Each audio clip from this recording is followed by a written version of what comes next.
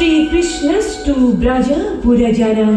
আজি আমি ৰবীন্দ্ৰ ভৱনত এটা খুব সুন্দৰ সন্ধিয়া অতিবাহিত কৰিলোঁ। ভাৰতীয় শাস্ত্ৰীয় নৃত্যত নায়িকা বিষয়টিৰ বহুত বহুলভাৱে প্ৰচলন আছে।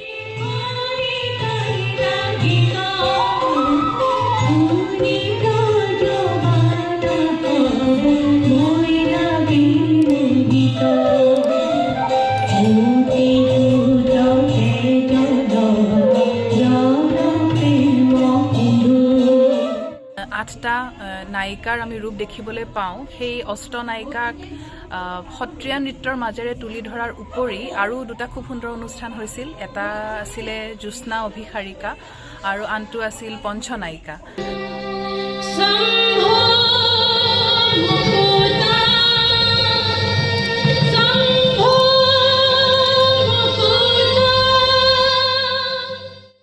এই অনুষ্ঠানটোৰ আঁৰত যথেষ্ট গৱেষণা নিহিত হৈ আছে আৰু এনেকুৱা ধৰণৰ নৃত্য অনুষ্ঠানে জেণ্ডাৰ ষ্টাডিজৰ ক্ষেত্ৰতো যথেষ্ট অৰিহণা যোগাব পাৰে বুলি মোৰ অনুভৱ হয়। প্ৰেম পাশৈৰ্ববন্ধঃ ধীৰং ধীৰং প্ৰবিশতি হৃদি প্ৰেম ভাবঃ প্ৰসন্দঃ স্মাৰং স্মাৰং প্ৰেমিক হৃদয় ষণ্মতে দজ্জতে চ।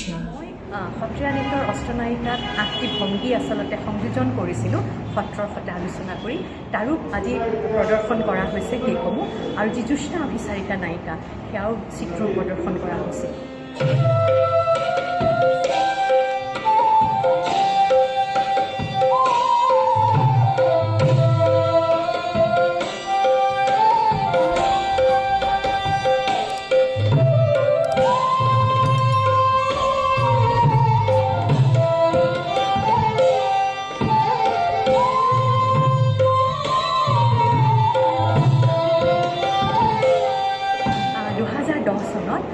মই অষ্টনায়িকা পৰিৱেশন কৰিছিলোঁ মোৰ পৰিচালনাত, আৰু তেতিয়াৰ পৰা মোৰ আৰু মনত বহুত ধাৰণা আছিলে যে আৰু কেনেকৈ বিভিন্ন নায়িকা আমি সত্ৰীয়াত উলিয়াব পাৰোঁ, মঞ্চস্থ কৰিব পাৰোঁ।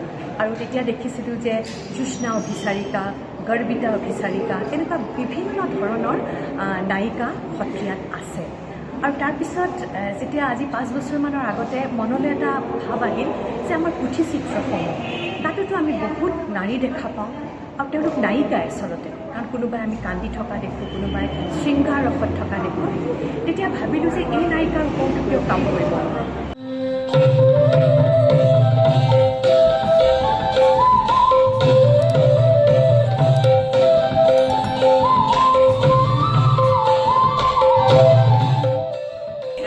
এই যিখিনি মানে হিৰইনছ নায়িকা শাস্ত্ৰৰ, সেই নায়িকাসকলক লৈ প্ৰস্তুত কৰা এনেকুৱা ধৰণৰ যি মানে ফেমিনিন চেণ্ট্ৰিক যি অনুষ্ঠান, সেনেকুৱা অনুষ্ঠান আগলৈও হৈ থাকিব লাগে বুলি মোৰ অনুভৱ হয়। মই যিহেতু অসমৰ যি পুথিচিত্ৰ, সেই পুথিচিত্ৰ আমি ভাবোঁ যে এতিয়াও সেই মান্যতা লাভ কৰিবলৈ বাকী আছে। আচলতে আমাৰ প্ৰায় 8-10 বছৰ আগৰ পৰিকল্পনা আছিলে চিত্ৰশিল্প আৰু নৃত্য, এই দুয়োটাৰ সংমিশ্ৰণৰে এটা কনচেপ্ট, নায়িকাৰ কনচেপ্টটো আমি সত্ৰীয়া জগতত কেনেধৰণে আছে আমি তাক অনুধাৱন কৰিবলৈ যত্ন কৰিম।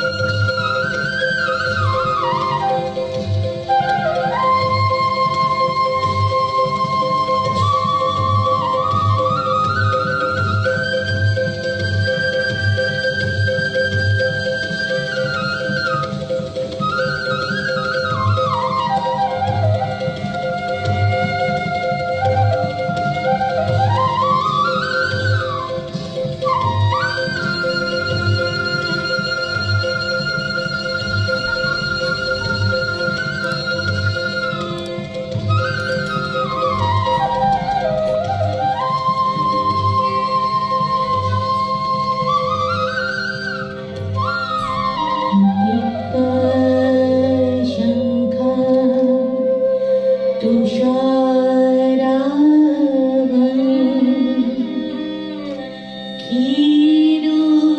क्षीरोदारिणवा सम्भवम् অখণ্ড মণ্ডলত শিখৰত ৰাধিব অখণ্ড মণ্ডলত শিখৰত ৰাধিব সঁচাকে কোমল